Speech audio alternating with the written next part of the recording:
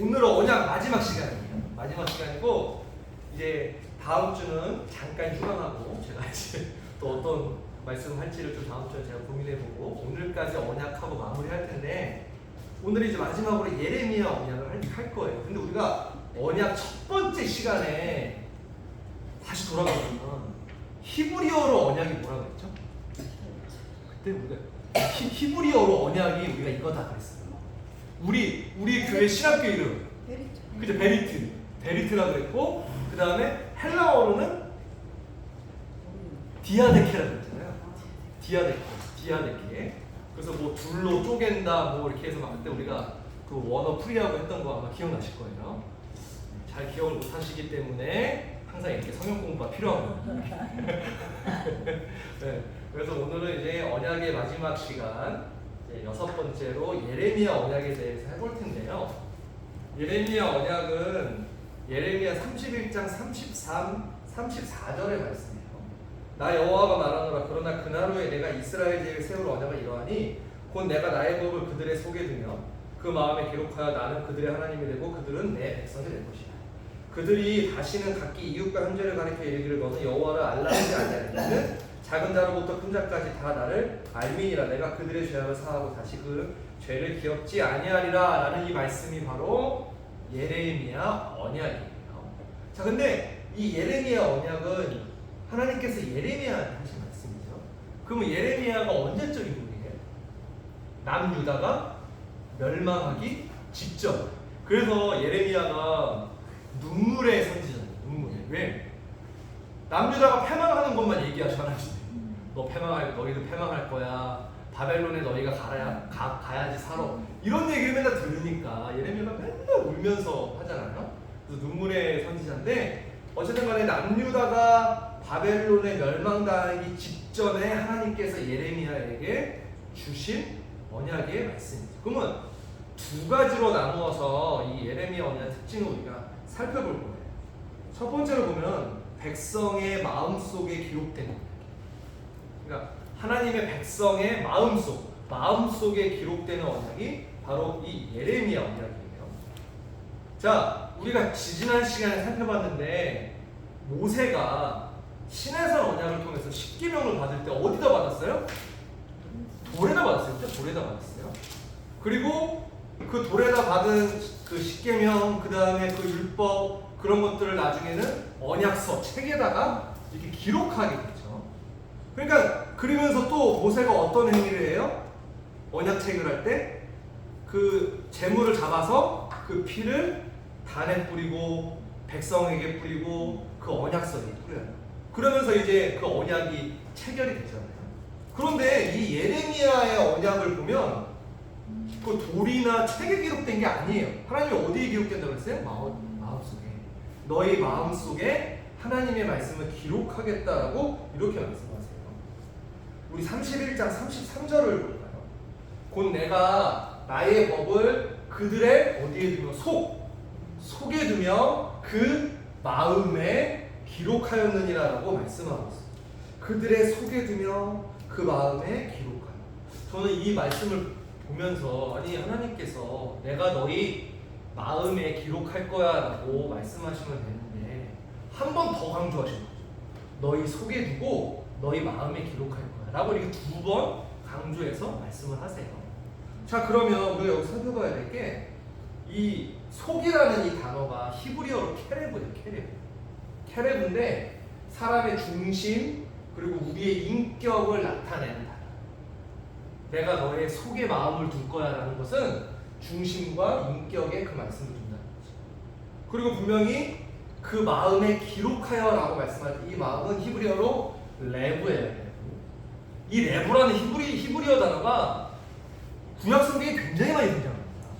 근데 이 레브가 마음이라는 뜻도 있지만 속사람이라는 뜻도 있어요. 속사람. 우리가 가끔 이러잖아요. 저 사람은 속사람이 이상해. 저 사람은 속사람까지 좋은 사람이야. 우리가 이렇게 얘기하듯이 이 마음은 우리의 마음 깊은 속사람을 말씀하고 있죠. 자, 그러면 정리해보면 이것은 우리가 하나님의 말씀을 받았다. 하나님이 우리 각자 성도님들에게 마음속에 하나님의 마음을 기록할 거야. 그 속에 하나님의 마음을 둘 거야 라는 것은 내 마음속에 하나님의 언약이 체결되었다라는 이것은 나의 인격과 나의 속사람이 하나님의 말씀으로 우리가 변화되었다라는 것을 말씀하고 있어요. 우리가 다시 말해서 진짜 하나님의 말씀을 받았다면 이 예레미야 선지자에게 말씀하신 것처럼 우리 속과 우리 마음에 하나님의 말씀을 받았다면 우리는 어떻게 해야 돼요? 우리의 인격이 바뀌는 거예요. 그렇죠? 아까도 우리가 속이라는 그 케레브 단어가 인격이라고 했어요. 그러니까 우리의 인격이 달라져요. 그런데 우리는 정작 그렇지 않아요. 어떤 성도님들은 입으로만 신앙생활을 하시는 분들 있어요. 그렇죠? 우리가 그런 사람들 많이 보잖아요. 그리고 또 그런 사람이 나일 때도 있어요. 입으로만 신앙생활. 그리고 어떤 분은 입으로는 전 세계에서 믿음이 제일 좋아. 입으로. 그렇죠? 그러신 분들도 있어요. 그런데 정작 행동하는 거 보면 전혀 본이 되지 않고 모범이 되지 않고 저 사람 하나님 믿는 사람 맞아? 세상 사람들한테 그렇게 평가를 듣는 사람들도 있어요. 그리고 또 어떤 사람들은 성도 중에는 자기가 하나님 자리에 앉아서 남을 심판하고 정죄하고 평가하고 이런 사람들도 있다는 거죠. 그런 사람은 하나님의 말씀이 그 마음 속에 없는 거예요. 그냥 겉으로만 있는 거죠.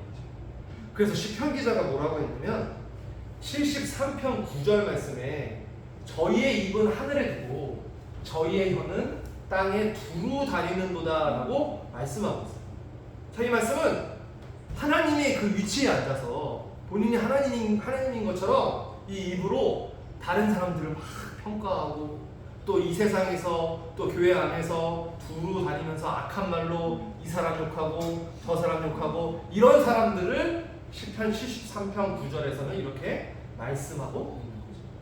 우리가 하나님의 말씀을 내 속에 우리의 마음에 지금 받았다라고 우리 성도님들이 믿으신다면 우리 각자의 인격과 속사람이 누가 봐도 훌륭하고 존경받을 만한 사람으로 우리가 변화되고 있습니다. 우리 안에서도 그래야 되지만 밖에서 사람들이 우리를 볼 때도 저 사람은 정말 훌륭한 인격자야 라는 것을 우리가 보여줘야 됩니다. 그래서 저도 이거 말씀 준비하면서 한번 생각해봤어요. 말씀은 못하는 게 없죠. 말씀이 들어가면 우리가 새로워져야 돼요. 그렇죠? 그러니까 인격이 개차반인 사람들도 유튜브인데 내가 이거 말했잖아. 근데 개차반 인격이 좀 이상한 사람들도 하나님의 말씀이 들어가면 인격이 변해야 돼요. 그렇죠? 근데 또 반대로 인격이 정말로 좋은 사람한테 이 빛 대신 하나님의 말씀이 들어가면 하나님의 말씀이 더 빛나겠죠. 그러니까 우리가 나는 교회 다니니까 내 마음대로 살 거야. 세상 사람들 무시하고 그러면 안 된다는 거예요. 세상 사람들에게도 우리가 빛으로 보여지는 그런 역사가 있어야지 그 사람들이 우리를 보고 교회에 나오고 말씀을 믿는다는 사실이죠. 우리 성도님들만큼은 그렇게 인격적으로 아버지가 인정하시는 사람들로 변해가시는 우리 모두가 다 될 줄 믿습니다. 두 번째로 보면 이 예레미야 언약의 특징은 작은 자로부터 큰 자까지 다 하나님을 아는 언약. 작은 자로부터 큰 자까지 다 하나님을 아는.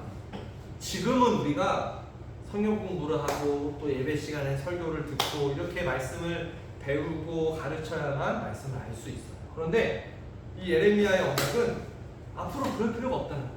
가르칠 필요가 없다. 왜? 하나님께서 다 알게 해주시기 때문에 그럴 필요가 없다는 거예요. 자, 31장 34절에 그들이 다시는 이웃과 형제를 가리켜 이르기를 너는 여호와를 알라 하지 않냐. 너희 하나님을 알아야 돼. 이렇게 하나님의 이런 분이시야. 이런 거를 안 해도 된대. 이는 작은 자로부터 큰 자까지 다 나를 알민이라고 말씀하고 있어요. 근데 히브리서 기자는 똑같이 말씀해요. 히브리서 기자는 또 각각 자기 나라 사람과 각기 자기 형제를 가르쳐 이르기를 주를 알라 하지 아니할 것은 저희가 작은 자로부터 큰 자까지 다 나를 알민이라고 말씀하죠. 그러니까 여기 이웃과 요 나라 사람 요거 두 개만 바뀐 거고 나머지 내용은 똑같다라는 것을 우리가 발견할 수 있어요. 자, 그러면 우리 생각해 봐야 돼요. 이 예레미야 31장 34절 말씀은 구약 시대에 선포된 말씀이고 히브리서 8장 11절은 신약 시대에 선포된 말씀. 이 예레미야의 이 예언이 선포됐을 때 이때는 구약 시대이기 때문에 이스라엘 백성들이 이 말씀을 들었을 때 어땠을까요? 아, 그치. 우리 민족, 유대인만 구원받는다라고 생각했습니다. 근데 신약 시대에 예수님이 오셔서 그 모든 것을 다 깨트리셔서 이 히브리서를 볼 때 모든 민족이 예수 그리스도를 믿으면 다 구원받을 수 있다라는 것을 한 번 더 확증해 주신 거예요. 이 말씀을 인용하면서 히브리서 기자가 이렇게 말씀한 것은 유대인들만 구원받는 게 아니라 예수님이 오신 이후로부터는 모든 민족이 예수님을 믿으면 다 구원받는다. 다시 말하면 예수 그리스도의 그 말씀을 우리 마음속에 새기면 우리가 보이는 유대인은 아닐지라도, 우리가 표면적인 유대인은 아닐지라도 예수 그리스도를 믿는 그 말씀을 믿는 그 순간 우리도 구원받는다는 것을 알려주시는 말씀이죠. 지금 우리나라에 하나님을 믿는 교회 다니는 인원이 계속 줄어요. 그렇죠? 우리나라가 예전에는 1000만 명이 좀 넘었대요, 기독교 인구가. 근데 지금은 막 800만 명 이렇게 되고 앞으로는 더 줄어들 거로 예상돼. 그럼 우리나라만 뭐냐? 미국도 엄청 줄어들었어요. 그리고 여러분들 알다시피 유럽은 교회가 막 문 닫고 그 교회에서 막 나이트클럽 이런 거 차리고 네, 유럽은 진짜 그럴 정도로 기독교가 많이 무너져 있는 상황이죠. 자, 그런데 이 예레미야 언약의 말씀을 보면, 그러나 하나님께서 때가 되면 전 세계 사람들이 하나님을 다 알게 되는 그날이 있을 것이다. 그렇게 하나님께서 하실 것이다라는 것을 말씀하고 있습니다. 자, 우리 동국교회 부흥도 마찬가지라고 생각해요. 지금 우리가 이 모양 저 모양으로 교회 부흥을 위해서 기도하고 노력을 하죠. 그런데 중요한 건 우리가 낙심하고 실망할 필요가 없어요. 지금 뭐 우리가 좀 인원이 적다 해서 왜 이렇게 인원이 적지, 우리가 언제 부흥하지, 이렇게 생각하실 수가 있지만 낙심할 필요가 없는 게, 이 말씀처럼 하나님이 정해놓으신 그 때가 되면 반드시 말씀의 교회는 부흥할 줄 믿습니다. 네, 그러니까 우리가 믿음으로 전진해야 되죠. 자, 그러면 오늘 이 예레미야 언약에 대해서 우리가 다시 한번 결론적으로 살펴보면, 예레미야 언약의 결론은 하나됨이에요. 하나됨이 바로 예레미야 언약의 결론입니다. 31장 33절 하반절을 보면 나는 그들의 하나님이 되고 그들은 내 백성이 될 것이다.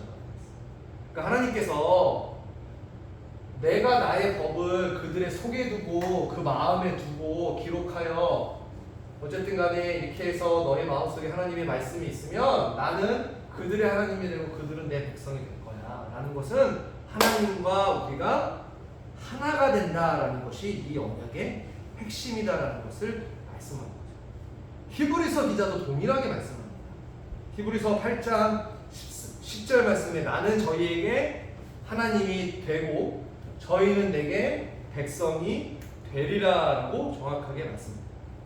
자, 그러면 우리가 예레미야 언약의 결론이 하나됨이다라고 했는데, 그러면 어떠한 하나님입니까? 라고 볼 때에 우리가 이 하나님이 되고 백성이 되리라라는 이 말씀을 우리가 자세히 봐야 되는데, 첫 번째로 보면은 이 하나됨은 영원한 하나님, 하나님과 우리가 영원히 하나가 된다는 것을 말씀해요. 자, 아까 제가 그랬죠. 그 히브리서 8장 10절에 되고 되리라, 그 단어가 헬라어로 에이미인데 이제 쭉 보면 계속적인 용법으로 사용이 되는 거죠. 그러니까 나는 너희들에게 계속적으로 하나님이 되고 너희는 계속해서 나의 백성이 된다라는 말씀을 하고 있는 거예요. 자, 두 번째로 하나됨의 의미는 영원한 하나님의 소유가 된다라는 것을 말씀해요. 예레미야 31장 33절 제일 하반절에 내 백성이 될 것이라 라고 말씀하고 있어요. 내 백성이 될 것이다.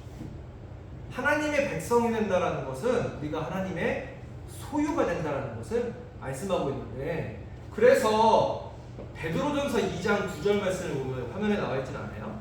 베드로전서 2장 9절 말씀을 보면 우리를 뭐라고 표현해요? 왕 같은 제사장이요 그의 소유된 백성이라고 말씀하고 있죠. 그러니까 하나님의 백성 이렇게 표현하지 않고 베드로전서 2장 9절에서는 그의 소유된 백성, 하나님의 소유된 백성이 너희야라는 것을 말씀하고 있습니다. 그러니까 우리는 영원한 하나님의 소유된 백성. 그러면 하나님의 소유된 백성이라는 것은 첫 번째로 하나님께서 눈동자 같이 우리를 보호해 주신다라는 거예요. 왜? 하나님 거니까. 우리가 이 핸드폰 제 거잖아요. 핸드폰 제 건데 누가 제 거 가져가려고 그러면 당연히 제가 보호해야죠. 이것처럼 하나님의 소유가 됐다라는 것은 하나님의 절대적인 보호를 받는다라는 의미가 있죠. 근데 또 다른 의미는 우리가 하나님의 소유라면 우리의 주인 되신 하나님께서 나를 필요로 하실 때 내가 사용되어져야 한다. 이 핸드폰이 제 건데 제가 원할 때 써야 되잖아요. 그렇죠? 전화하고 싶을 때 전화하고 인터넷 하고 싶을 때 인터넷 하고 그럴 때 사용하고 있는 게 내 핸드폰인데 이 핸드폰이 제가 이제 필요할 때 쓰려고 하니까 싫어요. 저 안 할래요. 라고 하면 이게 제 소유인가요? 제 입장에서 이 핸드폰을 바꿔버리죠. 그렇죠? 그러니까 우리가 하나님의 진정한 소유된 백성이라면 하나님께서 내가 너가 필요하다라고 하셨을 때 내가 가진 달란트, 힘, 재능 모든 것을 다 바칠 수 있는 그런 사람이 진정한 하나님의 소유된 백성이다라는 것을 우리에게 말씀하고 있습니다. 자, 정리해보면 오늘 말씀처럼 우리가 하나님의 말씀을 어디에 받을 때 내 속에 내 마음에 우리가 하나님의 말씀이 새겨져 있다면 내 인격이 모든 상황에서 칭찬받는 인격이 되어야 된다라는 것을 말씀하고 있고 또한 우리가 하나님의 소유된 백성으로서 내가 가진 모든 것을 다하여 하나님 아버지 앞에 헌신하는 그런 소유된 백성이 되어야 된다는 게 오늘 예레미야 언약의 결론입니다. 그래서 이제 언약 파트 부분은 오늘까지 해서 이제 정리를 하고요. 지금 제가 계획한 거를 다음 주 한 주 쉬고 그 다음부터는 제가 이제 족보 관련해서 조금 좀 풀이해서 좀 나가려고 합니다. 다음 주 쉰다니까 좋아하시는 것 같은데 잘. 네, 아무튼 오늘 말씀 여기서 마치겠습니다. 기도할게요. 사랑의 아버지 하나님 감사합니다. 오늘도 복된 한날 주일을 허락해 주시고 우리의 말씀의 성도들 또 예배로 은혜 받게 하여 주시고 이렇게 마무리로 아버지의 말씀을 함께 상고할 수 있도록 인도하신 거 감사합니다. 아버지 하나님 우리의 마음속에 아버지의 말씀이 새겨져 있는 줄 믿습니다. 사랑의 우리 아버지 하나님 정말 우리의 속사람이 아버지가 원하시는 그런 참된 말씀의 인격자들로 다 변화되어 갈 수 있도록 역사하여 주시옵소서. 우리가 진정으로 하나님의 소유된 백성이라면 아버지의 소유된 백성처럼 우리 아버지가 원하실 때 반드시 사용되어지는 그런 믿음의 사람들이 될 수 있도록 함께하여 주시옵소서. 우리 일주일 동안 우리 성도님들 언제 어디서 무엇을 하든지 간에 우리 아버지가 눈동자와 같이 지켜 보호해 주셔서 다음 주 주일날 만나는 그 시간까지 머리부터 발끝까지 조금도 상하지 않고 항상 건강하고 강건하시는 우리 성도님들 다 되실 수 있도록 함께하여 주시옵소서. 모든 것 맡기오며 예수 그리스도의 이름으로 간절히 감사 기도드리옵나이다. 아멘.